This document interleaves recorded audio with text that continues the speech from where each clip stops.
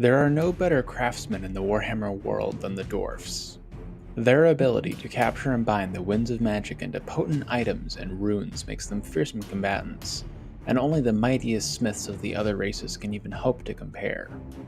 Certainly, none of the human nations have come close to their level of excellence in the arts of metallurgy. Unfortunately for the races of Order, the Dawi of the Kharaz and Khor are not the only dwarfs to inhabit the Warhammer world. Their corrupted cousins, the Chaos Dwarfs of the Eastern Darklands, are also master smiths. The most talented craftsmen among the Dawis are, known as demon smiths, can forge weapons and armor that rivals the creations of their hated cousins. Just like a runesmith, each demon smith seeks to create potent artifacts to empower both themselves and their people. They all pursue perfection in their work, drawing upon every resource available to them to build better and more powerful weapons, armor, and enchanted items. In addition to capturing and binding the winds of magic like regular dwarfs, demon smiths will also enhance their creations with spells and bound demons. Some even draw upon their own emotions, capturing their energy and using them to power whatever infernal project the smith is working on at the moment. The Hellshard Amulet, crowning masterpiece of Drazhoath the Ashen, is an excellent example of this process. To create the Hellshard Amulet, Drazhoath captured his icy malice and burning hatred in a black crystal.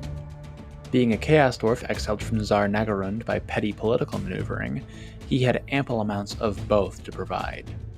Within the obsidian depths of the crystal, these emotions are magnified 1,000-fold and harnessed to power the artifact's defensive abilities. When an enemy strikes at the Lord of the Black Fortress, the amulet will flare with enough dark power to turn the blow aside. This makes Drazhoath exceptionally difficult to harm, as even expertly aimed attacks can be deflected by his malice. When combined with his black shard armor, only the luckiest of foes can hope to land a telling blow on the Lord of the Black Fortress. If an enemy can somehow hit Drazhoath, the Hellshard Amulet will unleash a sharp rebuke against the offending party. While by no means a strong blow, it does have the potential to seriously harm or kill weaker combatants. Unfortunately for the Lord of the Black Fortress, this retributive attack has limited range, so only those who spill his blood in close combat are subject to its power. This leaves Drazhoath unable to punish those who shoot at him, though the amulet's protective power will still defend him from arrows, bullets, and cannonballs. Fortunately, his command of magic and Beltorus mount, Cinderbreath, ensures that any wretches foolish enough to shoot at him soon learn their lesson. On tabletop, the Hellshard Amulet is Drazhoath's talisman item. Its protective power is represented with a 5+ ward save, which is pretty good. It's a 33% chance that any attack that gets through his other defenses just fails to connect, making the Lord of the Black Fortress exceptionally difficult to hurt.